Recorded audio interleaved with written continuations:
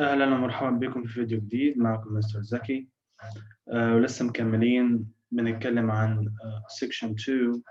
المرة اللي فاتت اتكلمنا عن سيكشن 1 بتاع الخاص ب Pre-Course Task CELTA Pre-Course Task.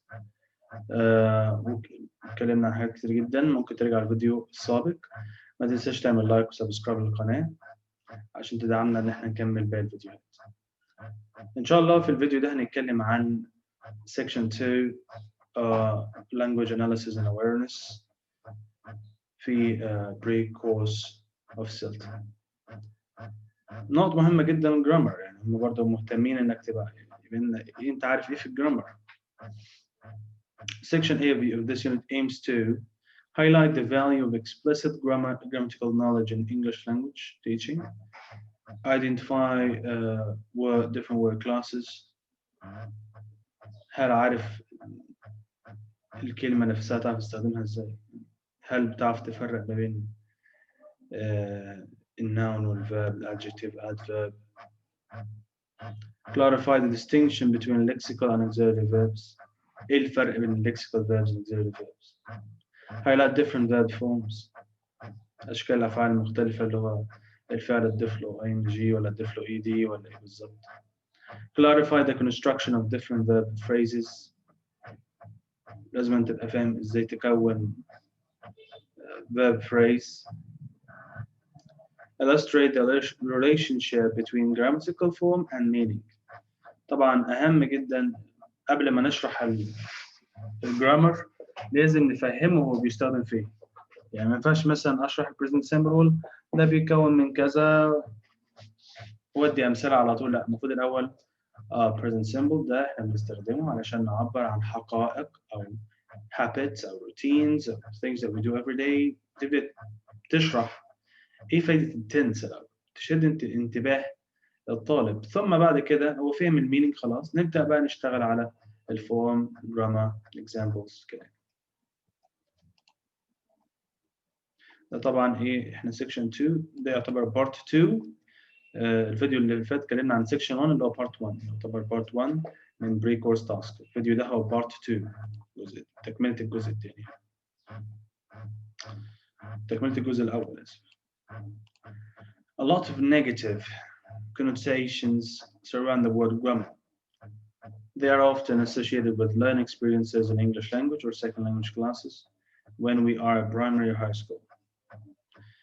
Make a list of association you have with the word grammar. They may not all be negative. إيه الحاجات اللي أنت عندك خلفية عنها في الجرامر؟ يعني الجرامر ده كويس ولا وحش، ندرسه ولا ما ندرسوش؟ أصل في ناس بتقول لك لا الجرامر مش مهم. هل هو مش مهم ولا طريقة تدريسه بشكل خاطئ هي اللي مش مهمة؟ لازم نحط في بالنا. Grammar is sometimes perceived as being something abstract and difficult. يعني الناس فاهمة إن الجرامر هو حاجة صعبة وملهاش لازمة. بعض الناس تعتقد ده يعني. Associated with analysis of very long sentences. لما يكون جملة كبيرة جدا. While it is possible for a teacher to create this impression, grammar is something that we use every day whenever we speak or write. طبعا احنا grammar كsecond language، احنا بنتعلم اللغة كsecond language مش first language. فالجرامر طبعا بنستخدمه كتير جدا في المحادثات بتاعتنا، في الكتابة، في كل شيء.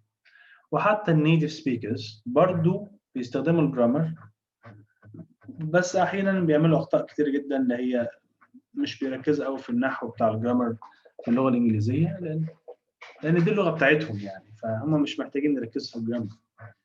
فهم اتعلموا اللغه بالممارسه، تمام؟ بس انت بتتعلم اللغه كسكند لانجوج او هتدرس اللغه ل ESL English as a second language، تمام؟ فالجرامر مهم جدا في المرحله دي لانك انت مش عايش في امريكا.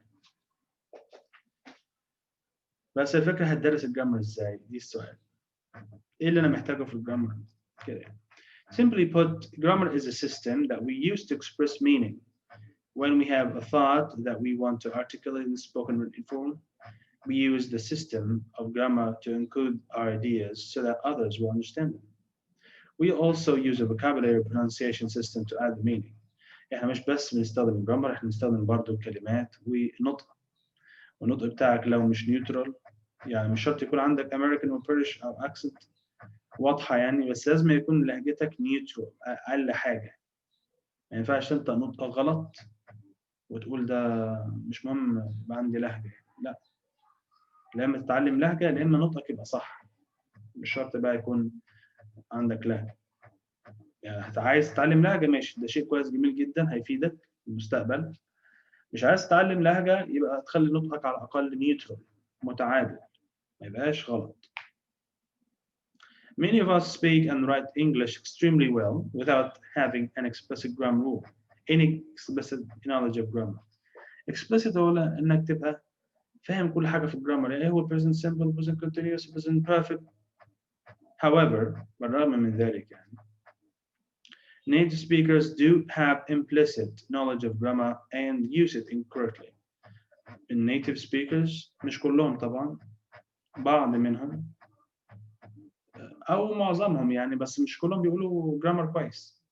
يعني مش النيتيف سبيكرز بيستخدموا جرامر بشكل مظبوط يعني، ولكن ضمنيا يعني ضمن المحادثات، في المحادثات والحاجات دي هم بيكونوا الجمل والاسئله والحاجات دي كلها بتبقى مفهومه، مينينج مفهوم والجرامر واضح، حتى لو في بعض اخطاء احيانا فده بيبقى من السلانج لانجوج. لكن هم لو استخدموا فورمال لانجوج هتلاقي اللغه بتاعتهم تمام ومظبوطه تمام جدا يعني، مفيش مشكله. وبيعملوا ده تلقائي من غير ما يفكروا، لانهم عايشين في المكان. بس طبعا ده مش معناهم ان هم بيستخدموا جرامر يعني بيرفكت بشكل تلقائي يعني طول الوقت. تمام، لازم هتلاقي في حد بيعمل اخطاء، ان كل واحد بيسمع اللغه بشكل مختلف عن اخر، بيقرا اللغه بشكل مختلف عن اخر كده يعني. بس عموما المعنى هتلاقيه واضح وانت بتتكلمه حتى لو في جرامر ميستيكس، وده دي الفكره.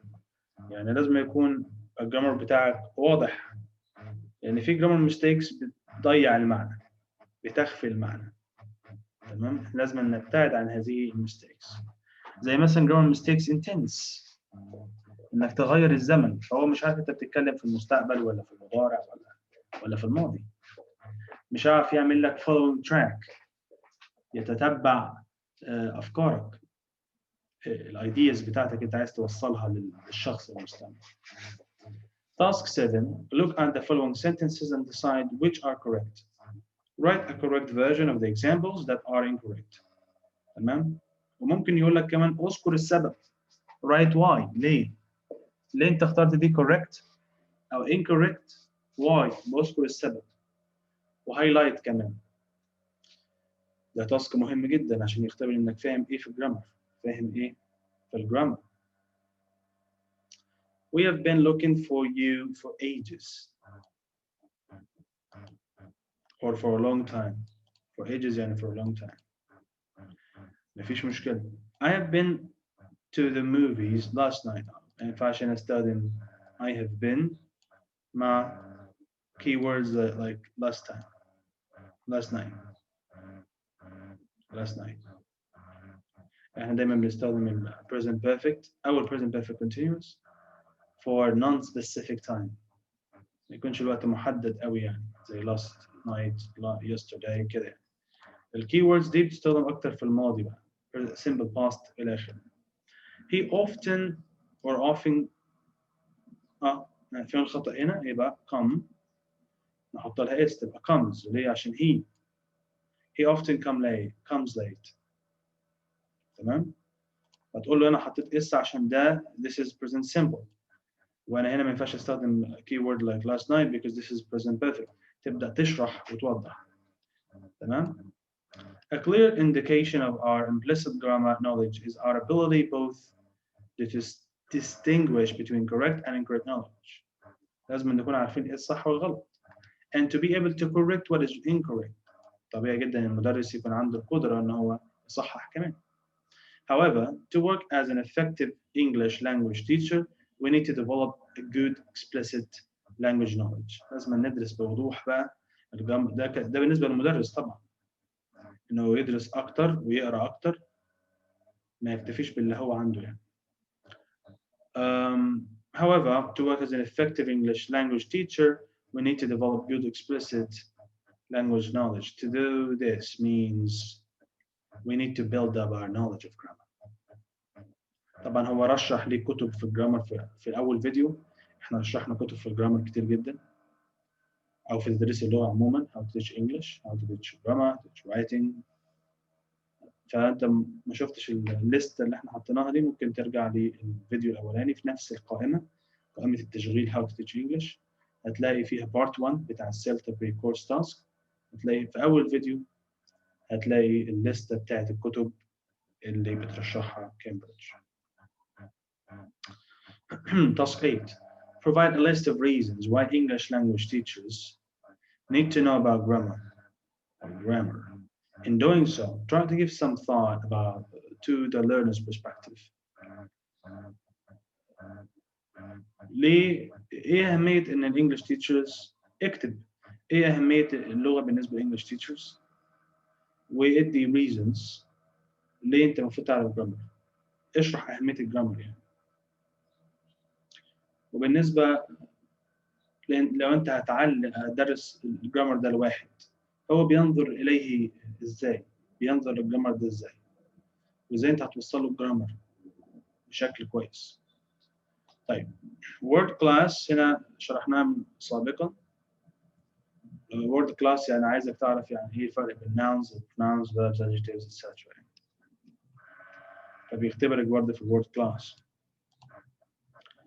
Task 9. Identify the underlined words in the following dialogue. Use a grammar reference book or dictionary to help you with it if necessary. يقول لك you دي عبارة عن ايه مثلا؟ الword class بتاعها يندرج تحت ايه؟ pronoun. صح كده؟ مش احنا عارفين personal pronoun؟ الpronouns I, we, you, they, he, she and it. يبقى you ده كده يعتبر pronoun or personal pronoun or subject pronoun. What are you looking at? Well, it's a photograph of something very close up, but I can't work out what it is. So دي عبارة عن ايه؟ article. لازم تفهم بقى الايه؟ الword class. لازم تبقى فاهم ان في حاجة اسمها articles، في حاجة اسمها adjectives, adverbs, prepositions, conjunctions. لازم تبقى فاهم الword class نوع الكلمة ايه. طيب types of verbs. ايه هي انواع الverbs؟ طبعا عندنا كذا نوع من الverbs. We can look at verbs belonging to both categories, lexical and auxiliary verbs. Lexical verbs contain some sort of meaning and can stand alone. Lexical verbs يعني تقدر independent، يعني المعنى بتاعها واضح لوحدها. زي كلمة مثلا أريد I want, I drink, I'm drinking water مثلا. drinking اللي هو الفعل الرئيسي في الجملة اللي هو بدونه يختفي المعنى. خلي بالك lexical verbs هو الفعل الرئيسي في الجملة أو حتى السؤال الذي بدونه تمام يختفي المعنى أو تصبح الجملة أو السؤال ليس له معنى. يعني مثلا في كلمة I love chocolate ice cream. love ده lexical. ليه lexical؟ عشان هو بدونه الجملة دي ما تصبحش لها معنى. يعني إيه I chocolate ice cream؟ لو شلت love من الجملة يبقى ليس لها معنى. طب إيه هو الأكسلري؟ الأكسلري بقى أو النوع الثاني ده اللي هو بنسميه الفعل المساعد. الفعل المساعد. طب إيه هو الأكسلري verbs؟ اللي هي الأفعال المساعدة زي مثلا مساعدة بتساعد. زي كلمة مثلا he's. كلمة is هنا ده فعل مساعد. تمام؟ لو أنا شلته من الجملة هتبقى incorrect في الجرامر، لكن المينينج أو المعنى هيبقى لسه واضح. he watching TV in the moment. الناس هتفهم المعنى. تمام؟ حتى لو شلت is. he is طبعا في حاجة اسمها anticipated problems وأنت بتعمل lesson plans. لازم تعرف الناس إن apostrophe s دي معناها إيه؟ معناها is مش has. تمام. يبقى is دي عبارة عن auxiliary verb. Auxiliary verbs can help make tenses that contain more than one verb. They can also be used to create negative and integrative questions form. For example, to make the sentence he lives here negative، لو عايز أغير الكلمة دي أخليها negative أضيف لها إيه؟ does not. He does not live here. فهضيف does واحط ليها not. He doesn't live here. He does not live here. In order to create a question, we add does and alter the word order. ونغير ترتيب الايه الجمله لما نحطها في سؤال. يبقى does he live here. لازم الحاجات دي برضو الاساسيات دي تبقى ايه؟ عارف؟ حاجه مهمه جدا.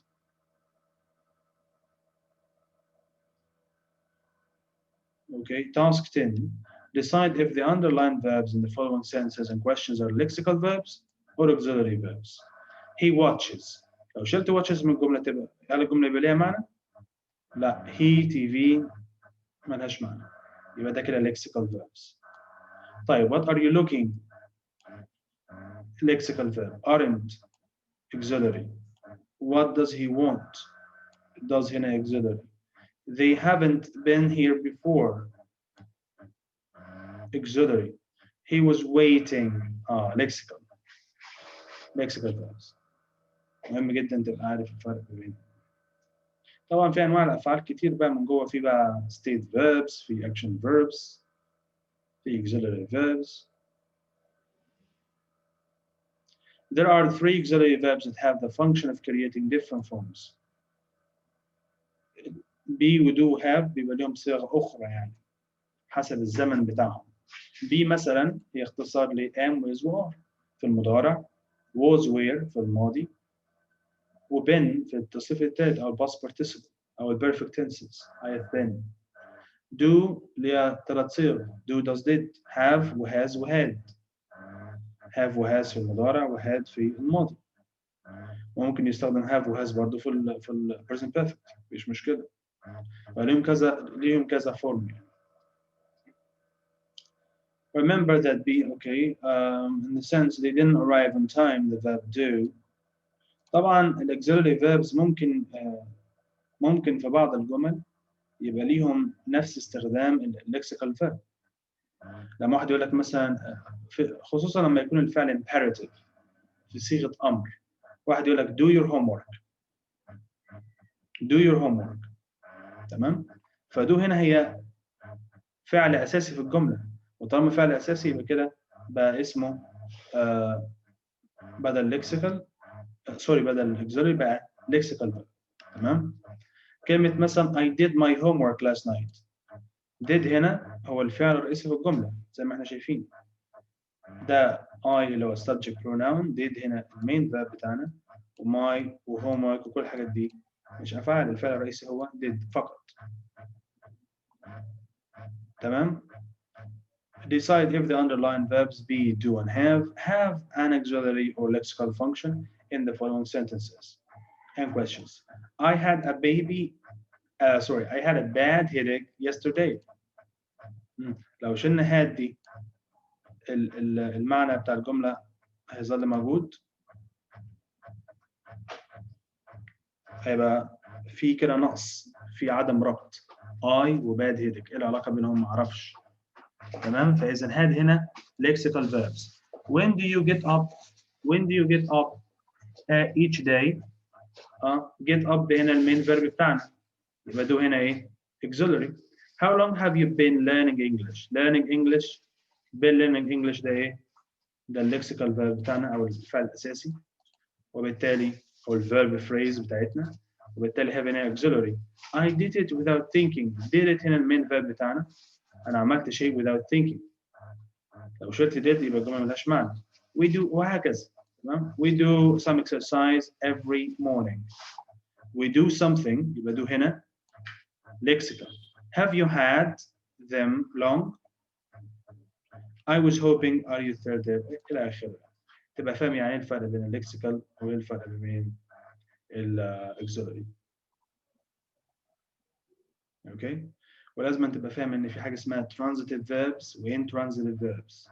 في افعال بتاخد to وفي افعال ما بتاخدش to. يعني must مثلا ما ينفعش تحط مكانها to.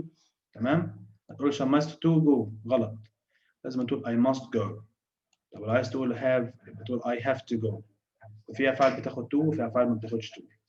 احنا كده خلصنا الفيديو بتاع النهارده، وان شاء الله هو طبعا لسه ما خلصناش شرح سيكشن 2. انه كبير شويه، فممكن نقسمه على جزئين.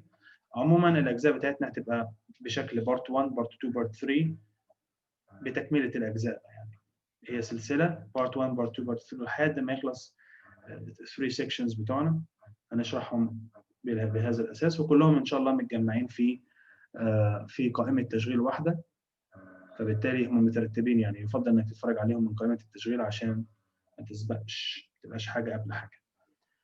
اشوفكم فيديو تاني، ما تنسوش تعملوا لايك وسبسكرايب للقناه، ولو عجبكم الفيديو سيبوا تعليق في تحت الفيديو، ونشوفكم في وقت تاني باذن الله. مع السلامه.